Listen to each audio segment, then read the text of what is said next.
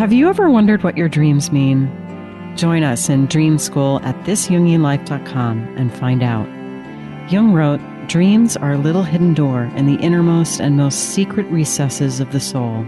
Dream School is a unique, self-paced online program you can start at any time that unlocks access to your inner world. Our 12-month program provides the support, knowledge, and guidance you need to reach within, decipher your personal dream code, and harness it to optimize your life. By enrolling, you'll join an affirming community of fellow travelers, each pursuing a unique quest. And it's fun. Join us on an adventure to wholeness and healing through understanding your dreams. Go to thisjungianlife.com and click on Dream School. You'll be taken to our secure checkout. Once you join, you'll get immediate access to our first 3 modules. You can get started right away. We look forward to seeing you there. Welcome to This Jungian Life. 3 good friends and Jungian analysts, Lisa Marciano, Deborah Stewart, and Joseph Lee, invite you to join them for an intimate and honest conversation that brings a psychological perspective to important issues of the day. I'm Lisa Marciano, and I'm a Jungian analyst in Philadelphia. I'm Joseph Lee, and I'm a Jungian analyst in Virginia Beach, Virginia. I'm Deborah Stewart, a Jungian analyst on Cape Cod.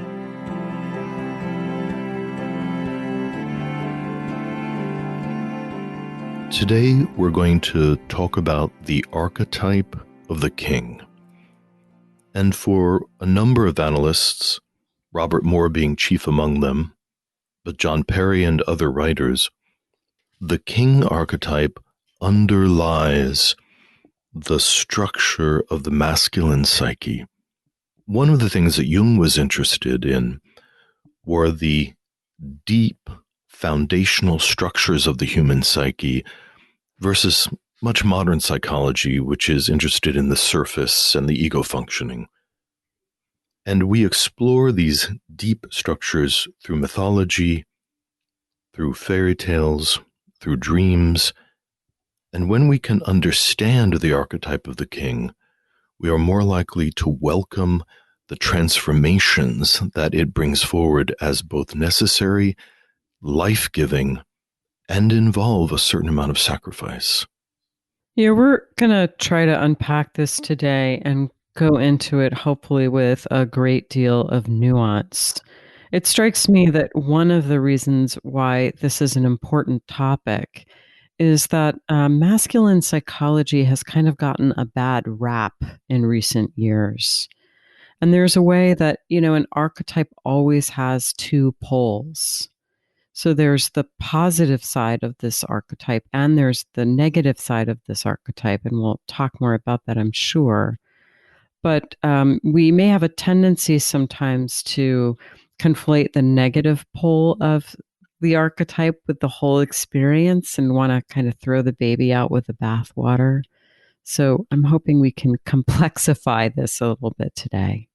So if we start with the positive pole of the king archetype, and because we're dealing with something that is way at the bottom, we start by assigning general principles to the archetype. So 3 principles that we could bring forward is that the archetype of the king has an ordering effect on the psychology, it has a fertilizing effect, and it has a blessing effect. And so perhaps we can talk about the first one, ordering, and how do we actually experience that principle when it becomes active in the psyche? Well, that's a good question, and I think there's some images of that in history and in myth and fairy tales of the king is the one who brings order. So if you think about the Code of Hammurabi, who was an ancient Mesopotamian king, and he lived about 1700 years BC. It's the first fragment that we have of a system of laws, and that these laws were really as complicated as our Constitution in many ways. It defined commerce and morality and social standing. It had legal responses for slander and theft and a number of the ills of humanity. And it was thought that the king was in a private and unique relationship to the divine. And as he trafficked in this relationship, that the wisdom of the celestial father would become or be bestowed upon the earthly king, who would then interpret it and contextualize it into laws in order to bring that same celestial order into the population in service to being generative and fertile and thriving. And I think that's an important idea around the good king, because we have all kinds of authority figures in our psyches and also in our external environments who impose any number of regulations or expectations. But if it doesn't lead to generativity and thriving, we have to question it. And a kind of balance, for which I think the image of King Arthur's round table and his knights are just a beautiful metaphor. The circle, of course, is a classic image of wholeness and the self, and these loyal knights serving the king, a higher principle. It's a lovely image of how things can be balanced and ordered. Yeah, in terms of how we see this in the life of a person, too, I think that the king archetype can call to us when we're in early adulthood, for example. And I think this probably is especially true of young men, that they have to engage the wider culture, they have to claim their place in it.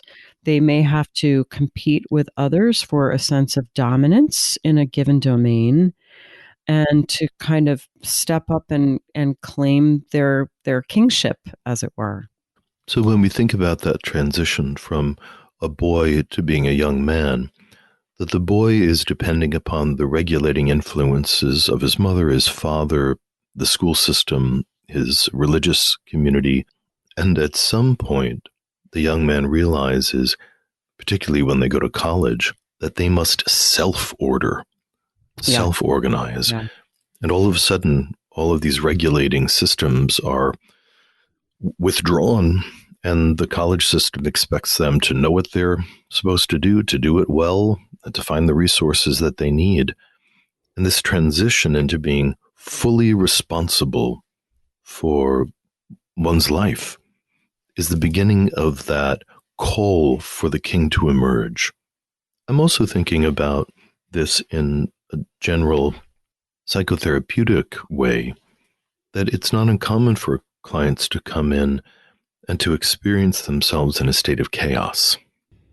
And that can show up in a lot of ways, where people, they'll initiate social relationships, and then various complexes inside of them will create discord or disharmony, and then they find that they can't maintain relationships, or they get fired from jobs because of indolence or combativeness or incompetence. And this kind of creating and constantly falling into chaos is a really painful process. And at the basis of it, often analysans will admit they don't know how to do anything better. They just don't have a sense of what the alternative would be and what it would come from inside of themselves.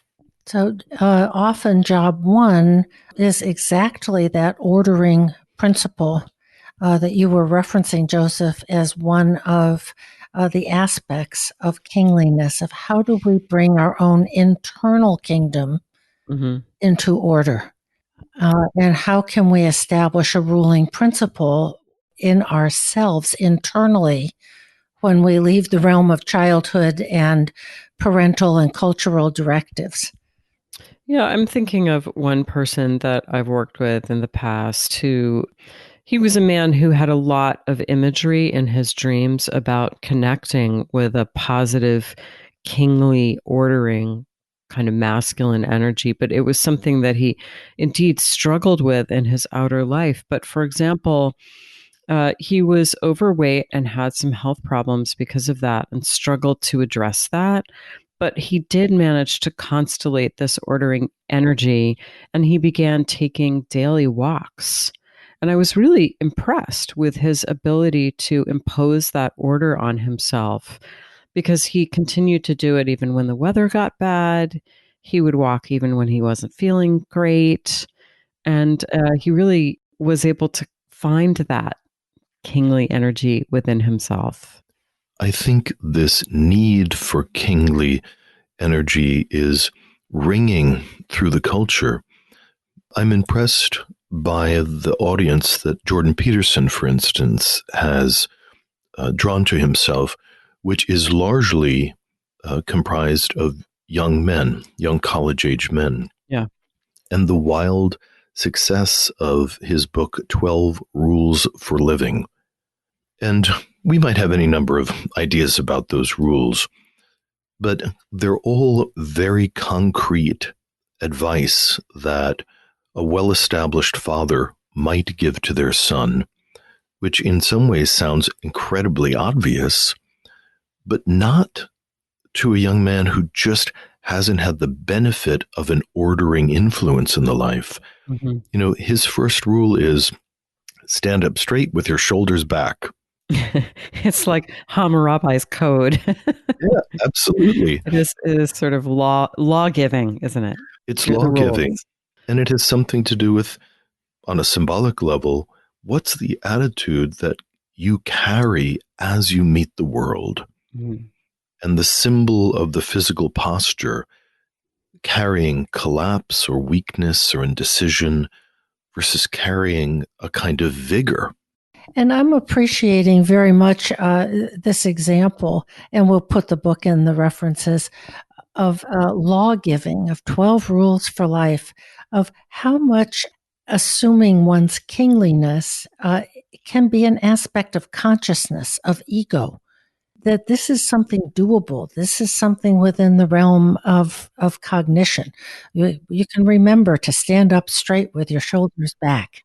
It's a coming into awareness process, at least at its first stage or one of those stages of ordering consciousness.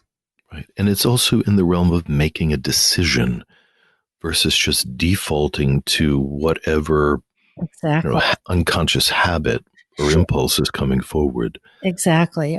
Keep this in your awareness. Remember to stand up straight. And of course, there were the original 10 commandments of things that are doable. Do these things. Here are the rules.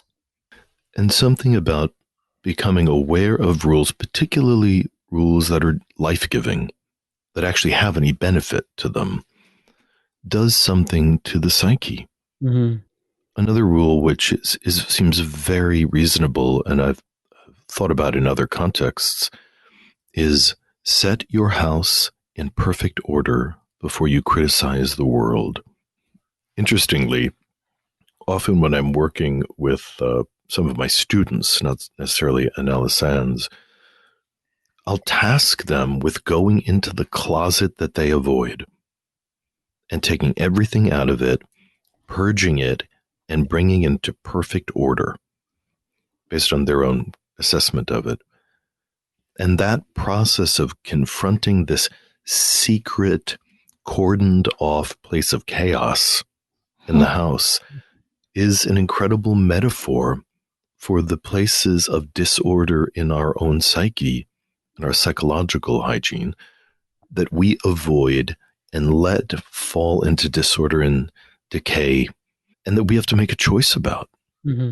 I really like that image because it's such an example of becoming the ruler of your own kingdom in a very literal way, and really enacting something symbolically by getting that closet or attic in order.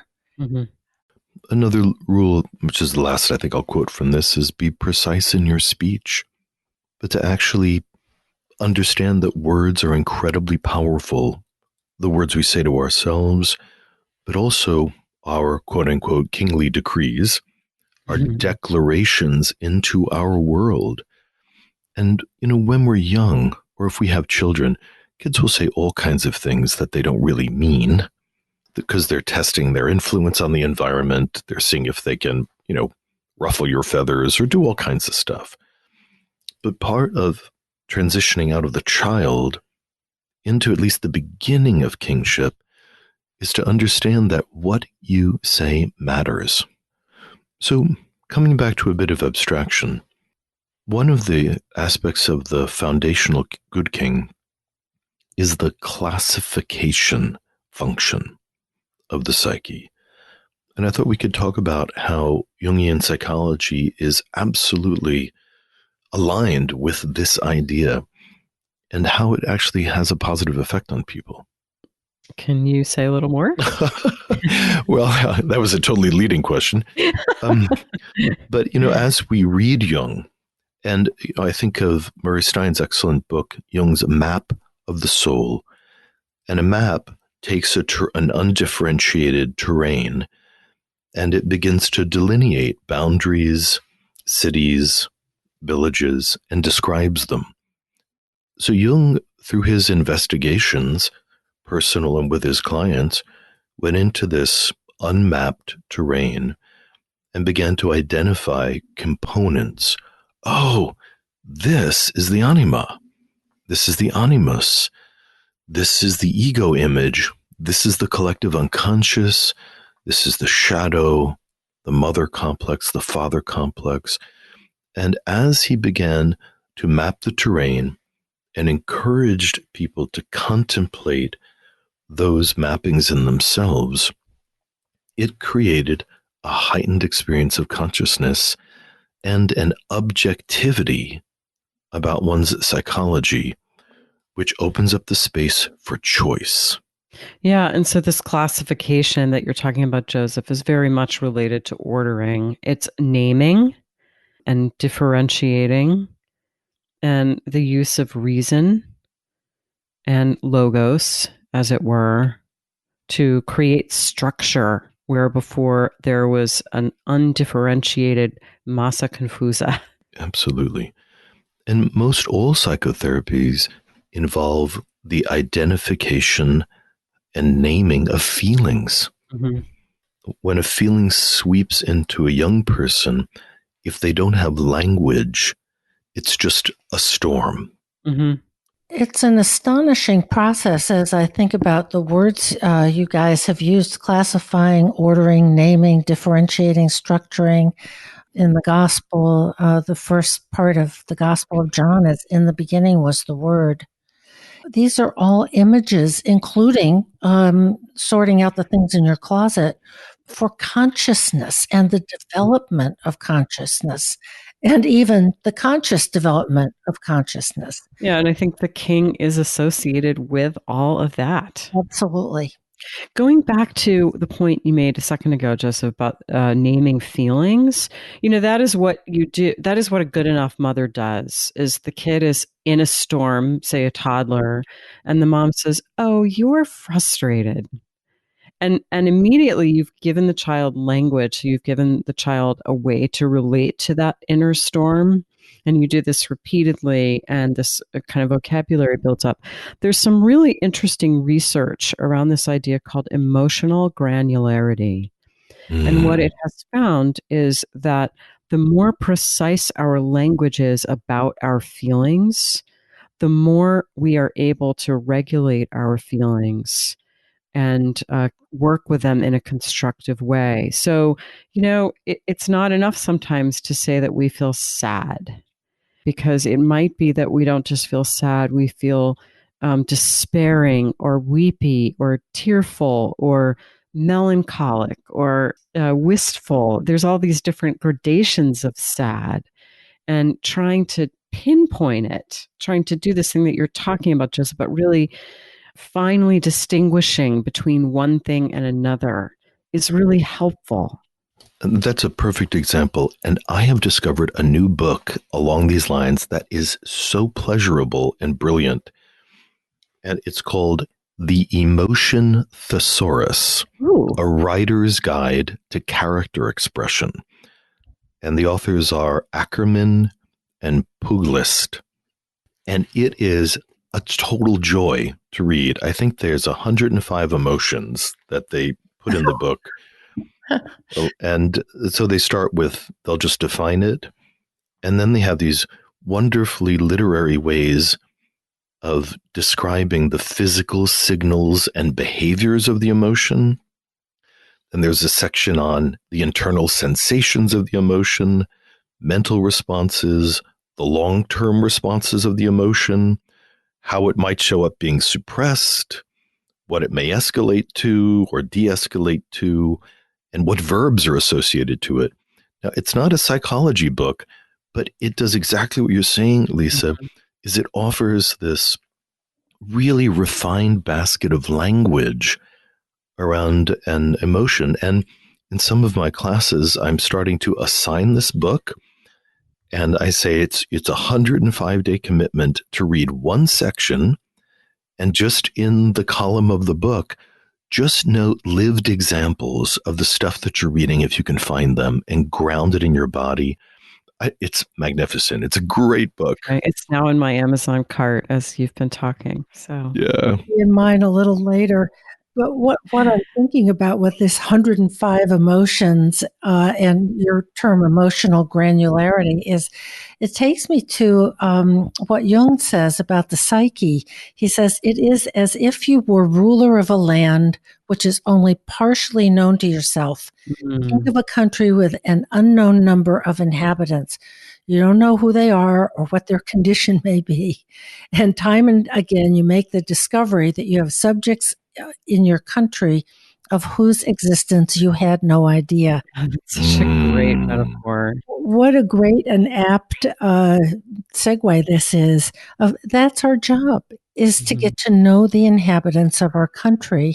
And Jung says we have many parts of the psyche. The psyche is a multiplicity. And being precise in our language, having words for emotions, is a part of us becoming wise and capable rulers. And it reminds me of Adam in the Garden of Eden, who was the first guy that was ever given a job, right. which was naming all the animals, Right. which is really just like the granularity of the emotions, is to name all the wild things in us. Yeah. And Jung, he often said something like, thoughts are like animals in the forest. You know, you just see them as you're walking along. Hey, let's pivot over to the other dimension of the archetypal king, which Joseph, you're ordering us. I am. I'm structuring the process. You're being very kingly. It's the good King Joseph. Which is the fertilizing potency of the king, which goes to the really ancient imagery around the phallic symbolism. Yeah. And in primordial prehistoric images, we'll see the lingam, for instance, these phallic river stones that were part of the worship of Shiva, who is the great inseminator of the universe. And the erection, or the phallus, being a symbol of God, who, in a sense, ejaculates the divine ideas into the primordial darkness, which then gives rise to the infinite varieties of life. Mm-hmm. So the idea of a phallic consciousness, which implies that when the good king is alive in someone, that they meet life with an arousal, and particularly when they meet life as an opportunity to beget themselves upon their life. That's beautiful. Yeah. So, Lisa, I'm just even thinking about your book, and this seed inside of you, and which then you express, that you thrust into being and fertilized your creative process, and brought to birth this idea of your book. Mm-hmm. I'm actually thinking of Jung's, I believe it was his first dream of the underground phallus. Mm-hmm.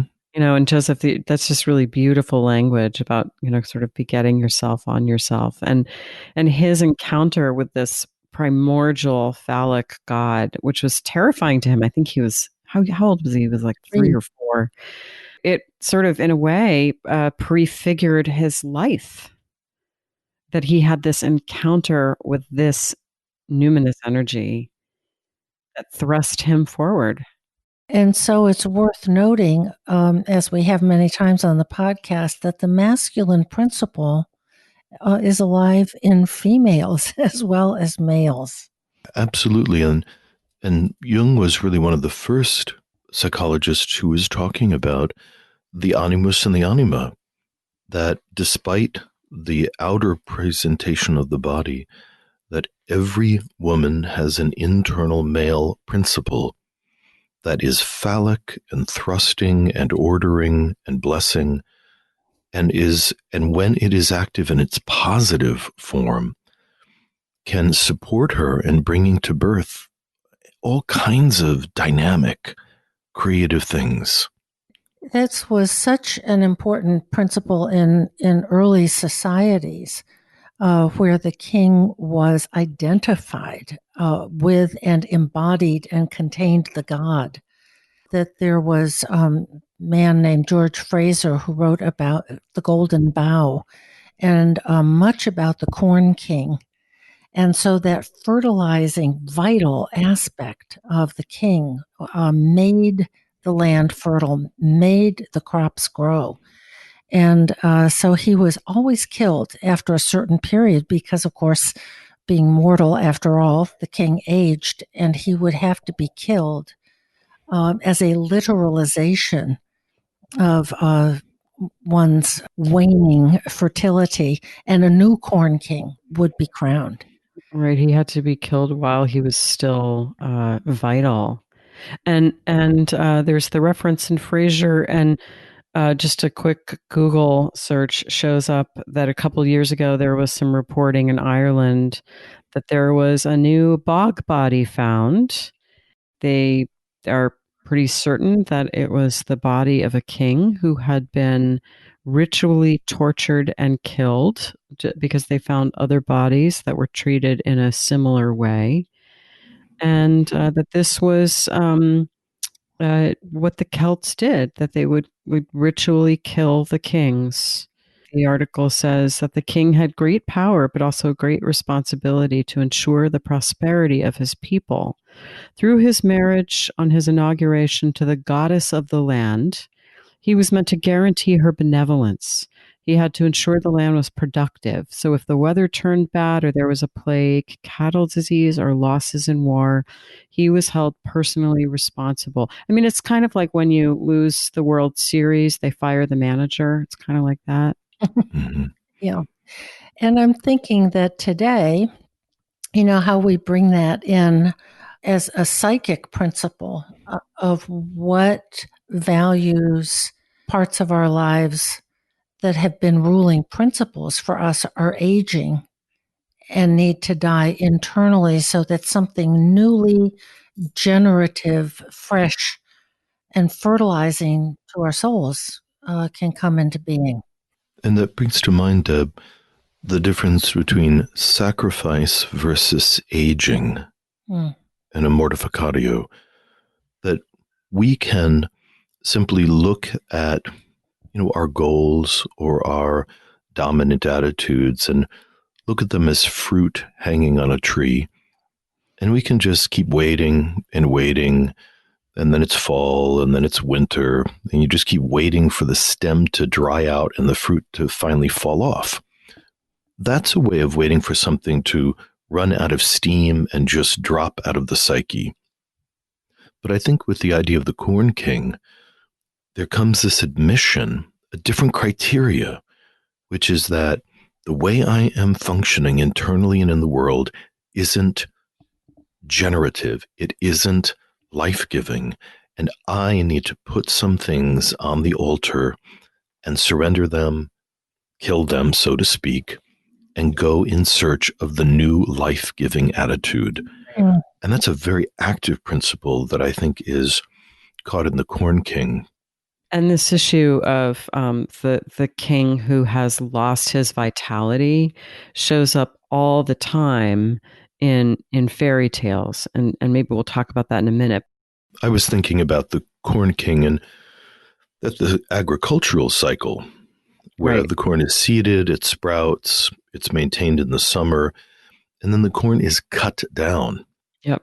It can't be left standing in the field. The same thing with wheat. And so the idea of in the harvesting that perhaps these ancient kings were also cut down and surrendered, Mm-hmm. and that we also have to do that when we have come to the fruiting of a goal, for instance, we harvest the goal and we don't just sit around for 10 years, that we have to prepare during the winter, during the fallow season, for what we're going to be planting or what has been planted by the self in us, and be ready for another cycle of generativity. And I mean, this is tremendously deep, this image of the Corn King and the sacrifice and the renewal that comes from that sacrifice. And of course, it relates to the Christian myth. I mean, Christ was, king of kings, who was sacrificed. The Christian story is very much related to this cycle. So being fertile, understanding that our fertility has a blossoming and a harvesting cycle in our personal lives. And then two other functions that we can brush on and then talk about the shadow of the king is the idea of blessing and the idea of the warrior. That the good king has access to being a warrior.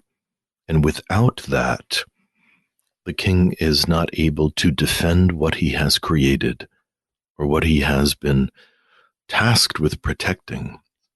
So I wonder what we think of as blessing. And one thing, just bringing it down into a modern context, the good king, the good father who can bless, is able to see the potential in his children, support that potential, wish for them to blossom in that potential, and not to devalue it, not to allow envy to poison it, not to ignore it. Which is actually so rare, I think. I think it's very common that there are subtle laws in families, unspoken rules about what children can achieve. Parents often want their kids to achieve, but at the same time are inimical to that achievement, especially if it means that the child will surpass the parent, or they may only want the child to achieve in a particularly narrow way that echoes the values of the parents. So we parents have complicated feelings about our children surpassing us or our children overtaking us because it touches into our own feelings of inadequacy, perhaps. So the kind of good kingly father who can, as you're saying, Joseph, really receive the gifts that he sees in his children and nurture those, that is rare indeed, I think. The good king surveys the kingdom and supports the emergence of both culture and resources, envisions the kingdom growing in a way that's beautiful and adds to the initial vision of a life well lived. And as you said, this is an archetype, and depending on the psychological structure of the individual, it can be very difficult for that part of the archetype to emerge, particularly if it's never been modeled for us.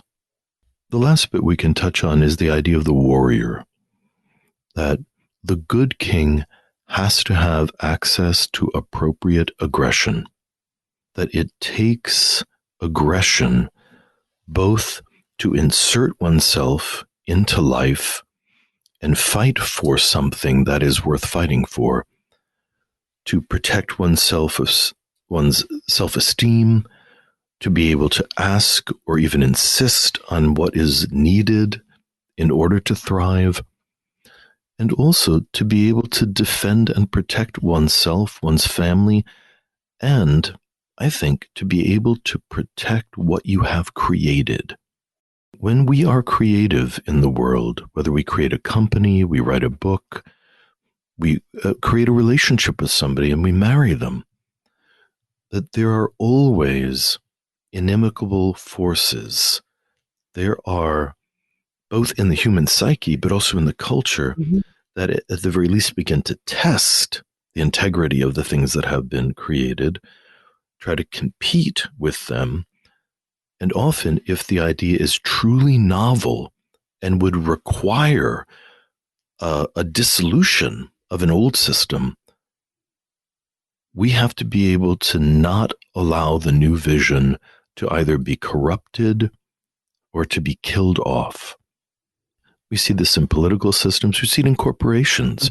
Yeah. Like a hierarchical corporation decides that they're going to learn about agile methods of organizing the organization, which are more kind of community-based and involve a tremendous amount of communication between various levels of the organization. And often consultants will be hired to come in to introduce agile to the corporation. And they often become demonized. They're threatening that the old system thinks this is unacceptable and frightening and viral. And it speaks to our own psychological resistance to change. Well, I was going to say, Joseph, I think that one of the things we can say about the kingly principle is that it is inherently conservative.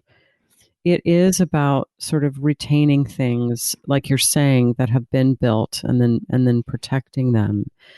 And then I think we're into the realm of the sick king, which is a very common theme in fairy tales, and we can maybe move into that and talk about it, what that means psychologically.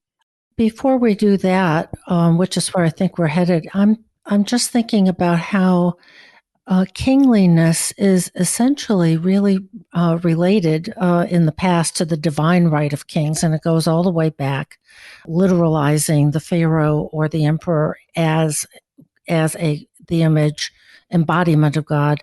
But in the psyche, you know how important it is to discern whether change, for example, in a corporation is coming from a place beyond ego, a place of wisdom, a place where the good king wants what's best for his people, or whether it is the power principle run amok, and whether keeping things the way they always were is really the right way to go, or whether change is really in the service of, let's say, the organization. So these two polarities of the king, the good king and the bad king, the shadow, which is where I think we're headed, it's really quite a task to discern which one is influencing any one of us. And a mythologic example of this is in the Greco-Roman myths, Saturn or Kronos begets a bunch of children, and all these children are full of vitality. They want to shape the universe, create a world. And Cronus is like, oh no. And he eats them. So we see the devouring side of the unconscious imaged as the devouring Kronos and that kind of king. Right. So the king is that which brings the new ordering principle, and that can be, profoundly helpful in the life of a culture or an individual. And then, as you were saying, Joseph, the role of the king, once order has been established, is to maintain that order. But order collapses into entropy, or it becomes stultifying. And then we have the sick or the ill king, which it seems like many a fairy tale begins with that as a motif. And I'm going to just share one very beautiful Grimm's tale here, the beginning of it.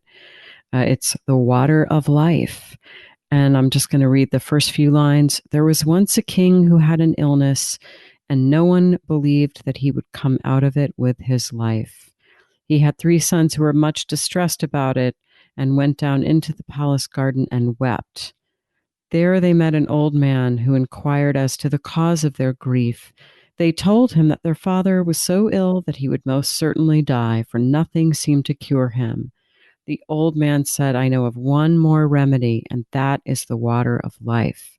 If he drinks of it, he will become well again, but it is hard to find. And so there we have it, that the organizing principle, the ruling principle, has become sick unto death and needs to be renewed. So when we were talking before about the Corn King, early cultures would would enact this renewal by actually ritually sacrificing the individual of the king. But this happens on an interior level and a metaphoric and symbolic level for all of us. And it happens in our culture too, that sometimes the ruling principle needs to be renewed. And by renewed, we hope it's not the regressive restoration of the persona, the regressive restoration of something that might have been relevant, 50 years ago in our culture. And we see that culture war right now, that there is an energy in many cultures which want to reach backward in time and reestablish a certain structure which might have been absolutely essential and life-giving at that time, but then to continue to enforce it as consciousness has evolved beyond that.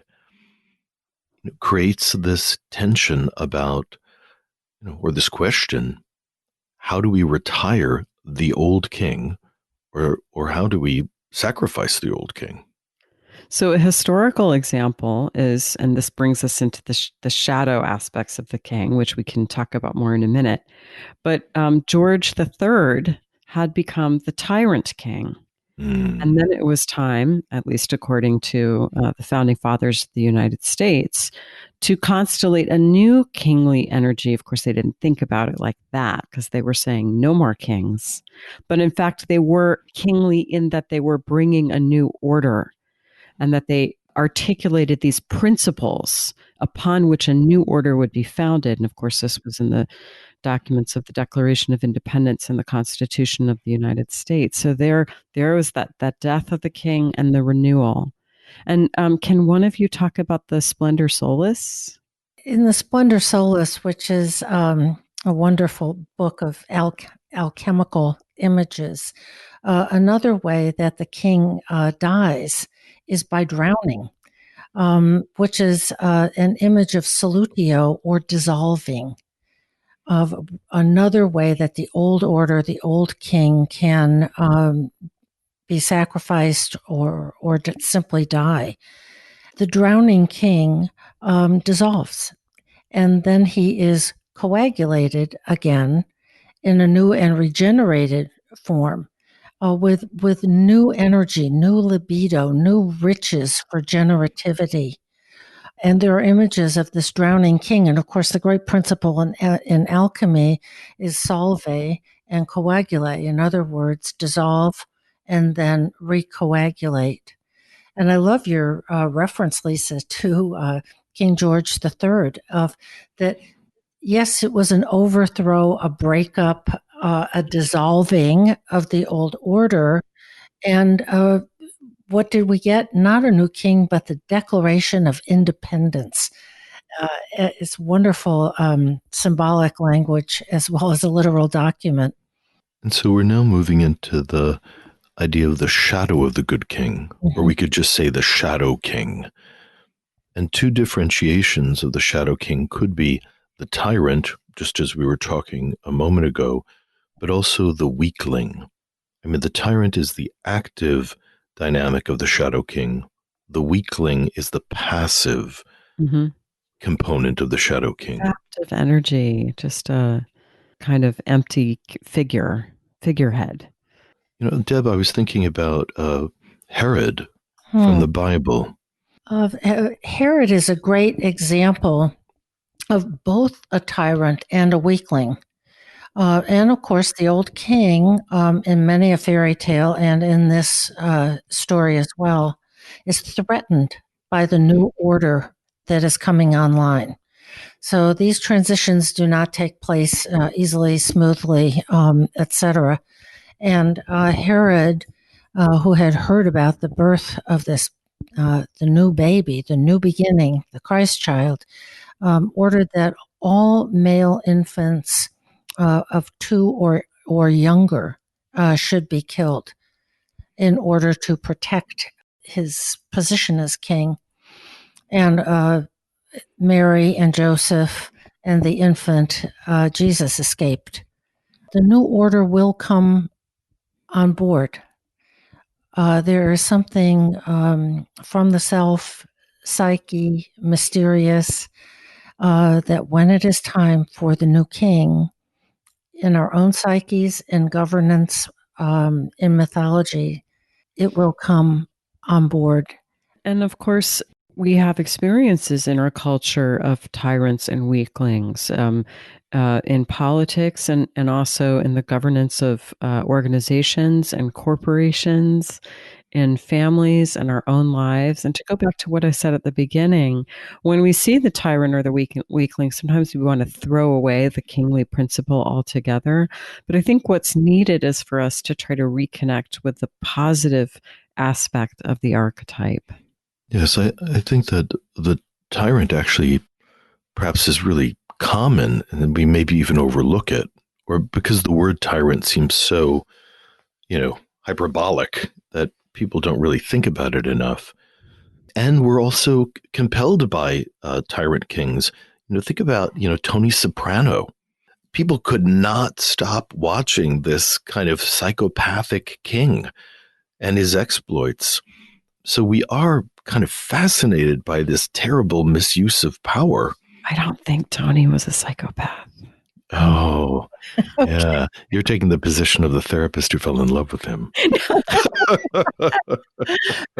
But what I want to really just coagulate here is that the underbelly of the tyrant is the weakling. Mm-hmm, yes. And that is why Herod was a tyrant, was because he didn't really have the right kind of kingly power. Yeah. And those things usually are two sides of the same coin. Exactly. The weakness and the tyranny. Exactly. So just some of the qualities of the tyrant, which, we can see in ourselves sometimes and we can see in systems. The tyrant is the authority that exploits, abuses, that's ruthless, that's merciless, that is not informed by the feeling function, that only has its self-interests, and often, if it becomes really pernicious, kind of hates innocence, which we see in the Herod story, that hates the strength if it shows up in other people, that attacks beauty, and attacks life force when it springs up in other places in the culture. We currently have political systems in various parts of the world where if you write a book that's particularly creative and the government doesn't like it, you'll just disappear. Mm-hmm. I mean, you're gone. That there are tyrannical archetypes that have really ensconced themselves in some political systems, and the population suffer greatly. But that sets the psyche up, and it sets governments up for enantiodromia, a wonderful Jungian word that I think derives from a Greek word termed by Heraclitus, which means that when things go into an extreme, that very extreme will generate the opposite. So it's different from the idea of the pendulum swinging. And that's why tyrannies and things that do not have real psychic integrity eventually can't be suppressed, as Herod learned to his great regret. And unfortunately, at great cost. I mean, Herod did kill all these children. Mm-hmm. I mean, Jesus, in the story, was able to escape, but some untold number of children were just executed. So if we look at the great arc of human evolution, there is a kind of spirit that cannot be destroyed, which Jung would call the self, the divine principle. In Kabbalah, we think of it as Hokmah, the force that ordered the stars and put the planets in their orbits. That is cosmic and transpersonal, and cannot be destroyed even by human cultures that are antagonized or threatened by it. So coming back to the weakling king, which, yes, can become the tyrant, but I was thinking about the emperor's new clothes. Mm-hmm. Because the weakling king is often associated with the dark side of the divine child. Yeah. And of course, Europe suffered under this, that really unfit rulers would be put forth because of the line of succession and be psychospiritually very unfit. Mm-hmm. And they often didn't survive very long. But the weakling king, really wants people to adore them, worship them, see how important they are. And on the darker side, they will project their weakness onto other people and attack it. So we think about the emperor's new clothes. A tailor tricks the emperor into thinking that an extraordinary, the most beautiful garment has been sewn. And of course, it's invisible. And so he stands there naked, and the tailor pretends to be draping an extraordinary object on the emperor. And as the tale continues, he's parading down the street, and everybody is so frightened of the retribution of the weakling king that nobody says anything until a small child just says, "Hey, he's not wearing any clothes." And then the crowd erupts. And also, the king finally realizes this kind of horrifying delusion that he was caught in.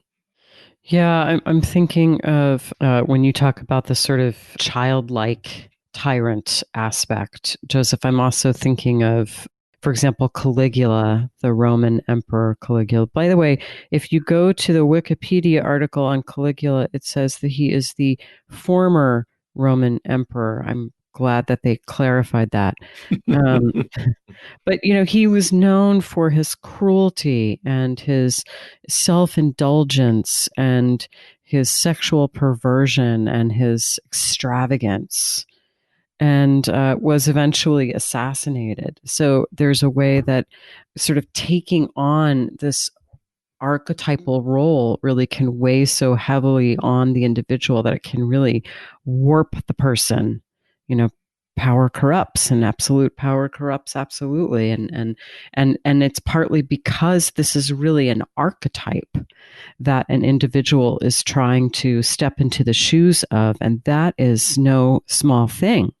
So I think that can also explain why we can have these sort of petty tyrant kings throughout history. It seems to me in a way that we haven't touched on, and the antidote to the weakling or tyrannical king is an aspect of the spiritual aspect of kingliness. I was thinking about the famous phrase of whom does the grail serve? What is the spiritual component? Who are we serving? Ourselves? Something greater? Are we related to something infinite or not? So that we can not sort of take on ourselves an identification of kingliness in its powerful and kind of egotistical aspect, but be related to the self, something greater.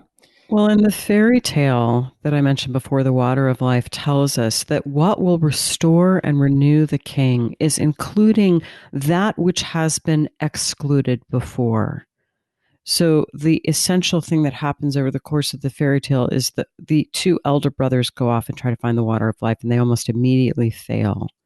They get literally caught between two cliffs, so kind of stuck in rock. And it's the youngest brother, the dumbling, the one who isn't expected to succeed, that which is devalued in the psyche, who starts off on his route and listens to the little dwarf that the two elder brothers had ignored.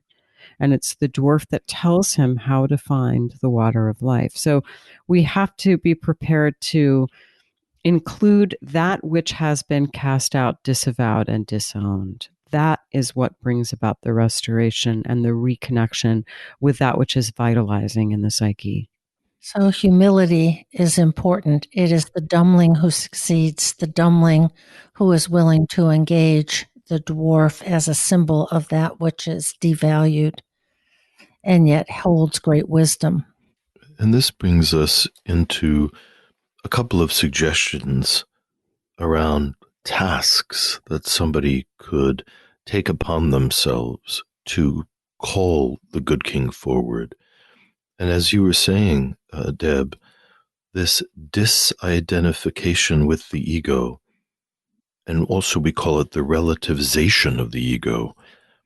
And one of the images that's often used is of a sun with a planet that is in orbit around it. That our ego is like that planet, and the sun is the self.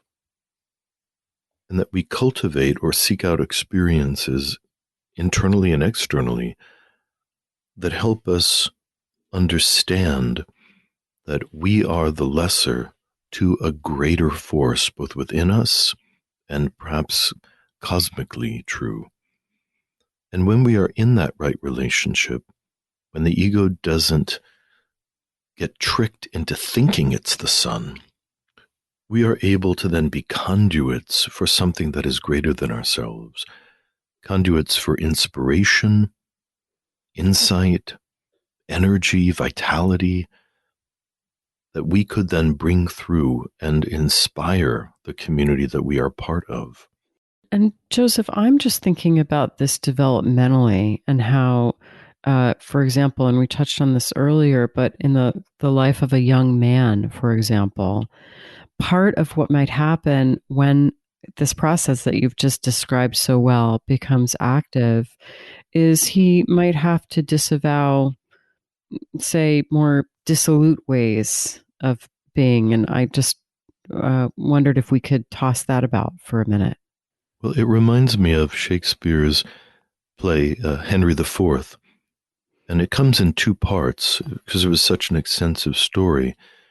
And in part one, there's the story of Prince Hal, who is this kind of dissolute, rich young guy, and his best friend and role model, Falstaff, who is an alcoholic, and he's fat, and he has gout, and he's incredibly funny and outrageous. And Prince Hal's father, keeps trying to pull him into like the responsibilities of preparing to be king one day. And Hal is contemptuous and just won't have it. In part two of Henry IV, we begin to see this slow evolution of his character. And it's precipitated by the fact that the king has become ill. And it is obvious that Hal will, in fact, have to assume the responsibility of the crown. And that will require his disidentification with Falstaff and with these destructive habits that he thinks are so marvelous. He also begins to understand that the burdens of the crown will, in one sense, devour him, that his destiny will claim everything that he's got. Yeah, that's so beautiful. The way that when we assume the mantle of our own kingship, we recognize that we are sacrificing ourselves to something greater. Jung lamented about that, when he talked about creative types, which I think he included himself among it. He said that, there is a kind of creative daimon, which is an old Greek word for this kind of guiding spirit or the self. And that anytime Jung tried to just, become Prince Hal, just lay back and not worry about stuff, that this creative demand inside of him was just relentless, which made him prolifically generative at the sacrifice, really, in many ways, of his marriage, of his relationship to his kids, and much isolation from his social environment. And yet, we are all the beneficiaries of that sacrifice to the crown. And it was a very conscious sacrifice. At one point in his life, when Jung realizes that the self is at the center. And he says, maybe someone knows more than I, but that this was what he knew. And then he said, from then on, his life did not belong to him alone. And he assumed the kingship of serving his daimon, his creative principle, of working so closely with the demands of the unconscious.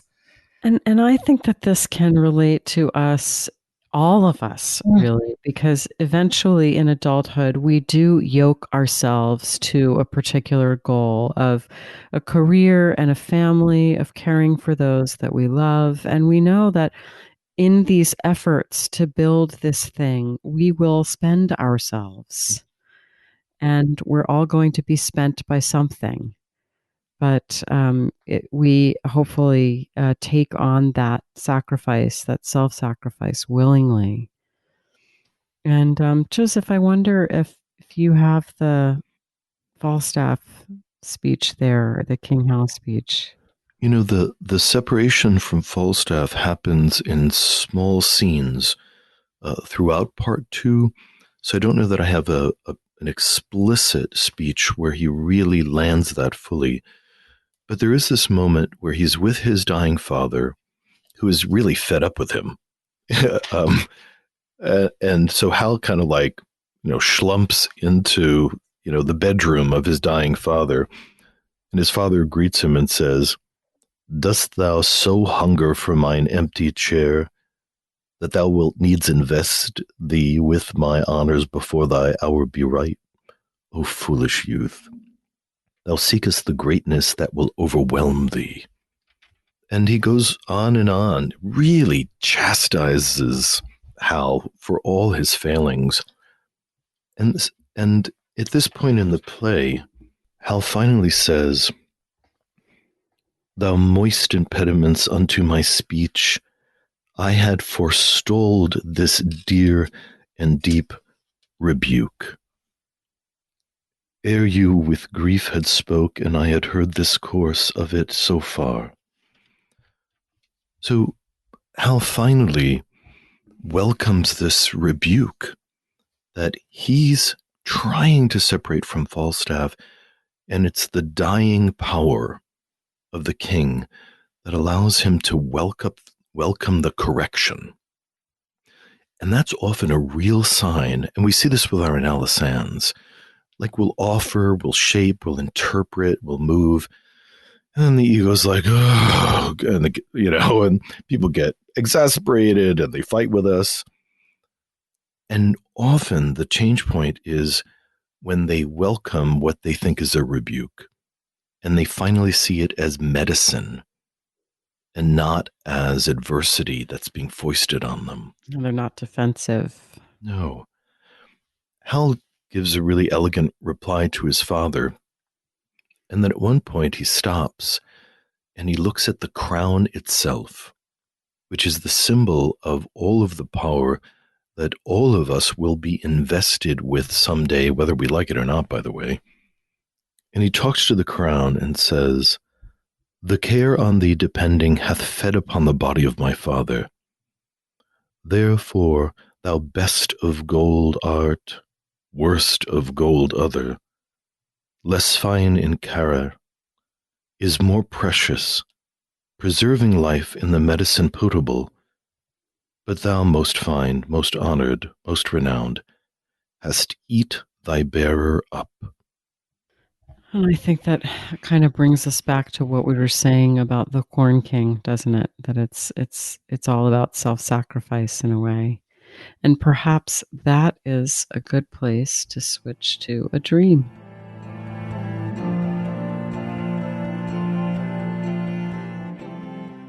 Hi, this is Joseph from This Jungian Life podcast. Lisa, Deb, and I have been deeply moved by your responses to our work. Producing, editing, and distributing it involves substantial expenses, and now we need your help. Please stop by our website, thisjungianlife.com, and click on the heading Be Our Patron. You'll be redirected to our Patreon funding page. Patreon helps creators connect with people who believe in projects like ours. There, you can sign up with your credit card to support us with as little as $1 a month. And at higher levels of support, we'll provide special episodes, behind-the-scenes photos and stories, and a chance to join a select pool of listeners for dream interpretations. Thank you.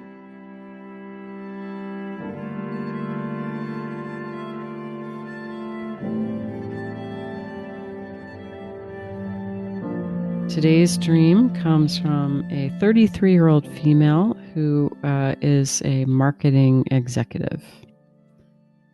And here's the dream. I'm in a beautiful old building. It looks to be a library with large windows and oak desks. I'm there to talk to a man that my bossy, controlling neighbor friend is interested in. She wants me to convince him to ask her on a date. I'm carrying the book How to Be an Adult by David Richo in a semi-translucent grocery bag. As I start talking to him, we really hit it off, and I'm very attracted to him. I want him for myself. Getting caught up in our connection, I almost forget why I'm there to talk to him, but I also completely forget my friend's name. I go looking for her and find her bathing in a large metal tub in a back room of the library, and I'm scared to tell her I didn't do what I was supposed to do and that I even betrayed her in a way. I'm trying to get her to tell me how to pronounce her name, acting as if I still remember it but just can't pronounce it. The dream ends. And here's some associations. She says, I'm currently at a crossroads in my life. I'm looking for work, but I'm tired of the career field I have chosen. I am also single and would like to be married or in a relationship, but have many fears about taking that step. I feel a disconnect between my wants and needs in both of those areas. And the main feelings in the dream were excitement, joy, and comfort, fear, and guilt about betraying my friend. And finally, she says, I have been reading many books by David Richo at the time of this dream, however, not this particular book I was holding. The grocery bag is not something I would typically carry things around in. You know, this is one of those dreams that I read it and I think, wow, that's a really interesting dream. I have no idea what it's about. You know, in a way, the word that comes up for me, and you guys can help me parse it out, is that it's a parable of, the location, the dream setting is beautiful old building, a library with large windows and oak desks, a place of knowledge and resources, study, real place of learning. And then the other characters in the dream are this man and the friend. So we have a little play with 3 characters in it. The dream ego, this very attractive man, maybe a little echo of David Richo, and her, I love this, her bossy, controlling neighbor friend.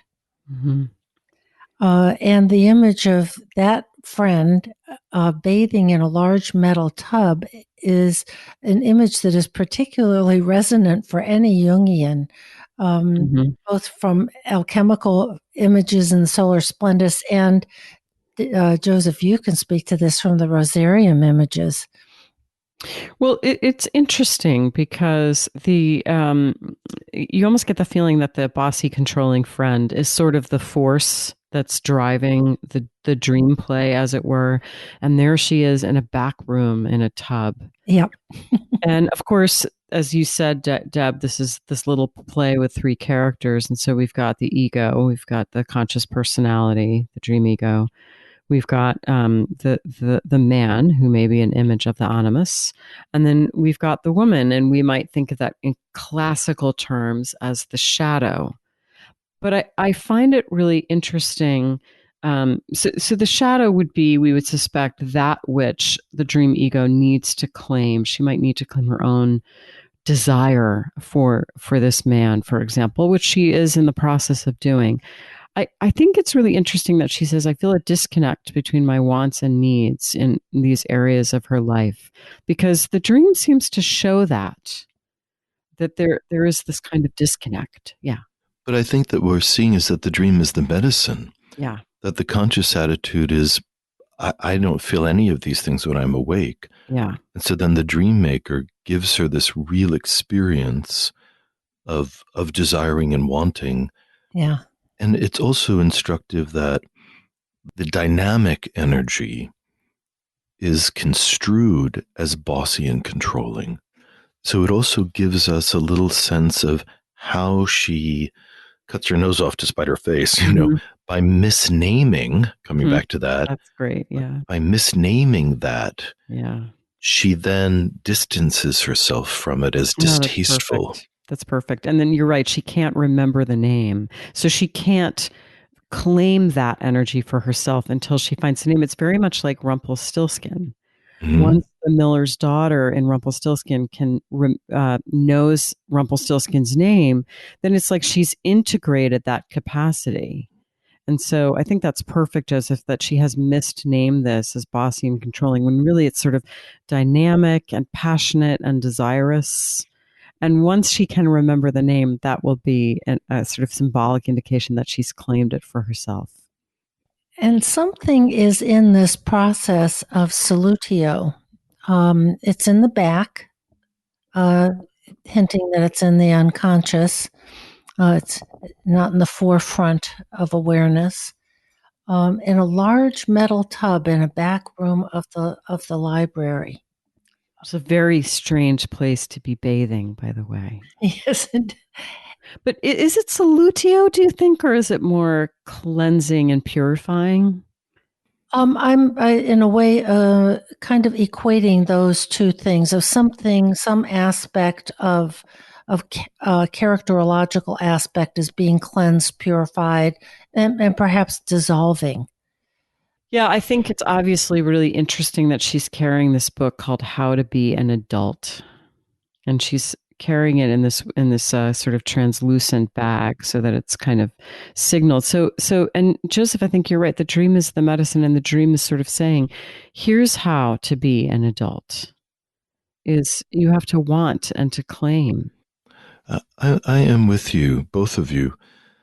And Deb, there's this mystery about it being a library with the large metal bathing tub in the back of it. Because then it begs a question about what is a library such that this would be the stage. And I think about a library as has something to do with memory, but really curated memory. Ideally, the wisdom and the contributions and generativity of various people back into even antiquity. So it's kind of a catalog of what the culture thinks is worthy of retaining and worthy of curating. And so I'm wondering about that. And I'm wondering about the figure in the tub. If I can feel there's a connection there. I can't put it in words yet. The connection between the library and the figure in the tub. Mm-hmm. Yes, the preserving energy of the library and her being soaked in the tub. And the fantasy it brings in my mind is she bathing or is she being preserved? In Egypt, the body of the pharaoh would be soaked in a kind of salt solution as a preparation to preserve it. I think about canning food. You kind of boil it, you put it in a can, and you seal it off, and you preserve it through a kind of preparation that happens in a pot.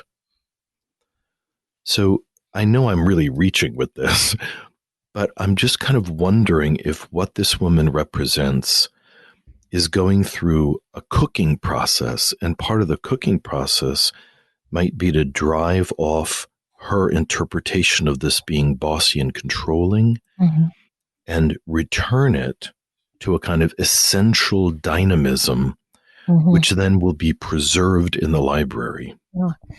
I'm really aware of how we're all searching for the words that the dream ego cannot find herself. She can't remember the name of this woman. The book is in a sort of semi-translucent grocery bag, so it's there and it's visible, but not quite really front and center in a certain way. And we're all really circling around what's going on with this bathing image in the library. What is being purified, washed off, dissolved? It's really evocative to me too, but in a totally different way. So I'll tell you my association. There's this wonderful kind of mermaid fairy tale. This, I think it's from Germany.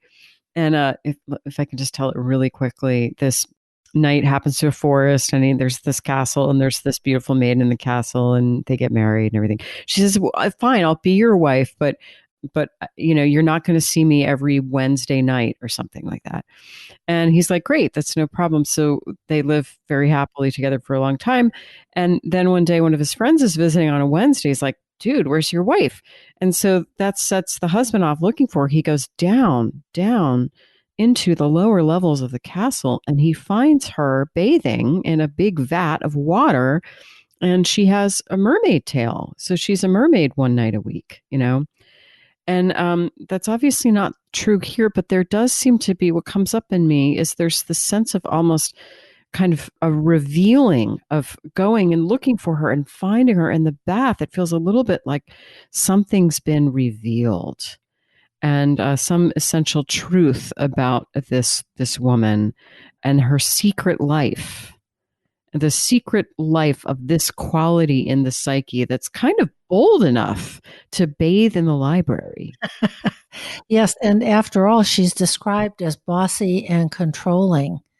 So I'm circling back to by the dream ego, but your idea, Joseph, of that maybe what is perceived as bossy and controlling is really assertive and confident, and has this kind of secret life, secret power, like the mermaid in your tale. Every Wednesday night, she goes back to reclaim her mermaid nature.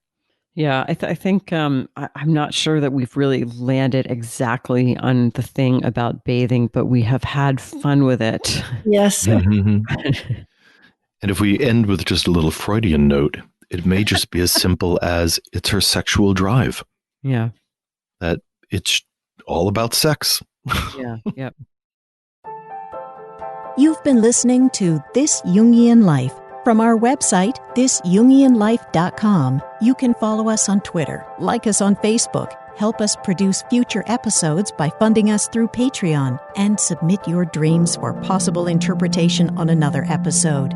We'd like to thank our listener who shared a dream for today's show and hope you'll let us know what topics you'd enjoy hearing more about. Until next time, keep living this Jungian life.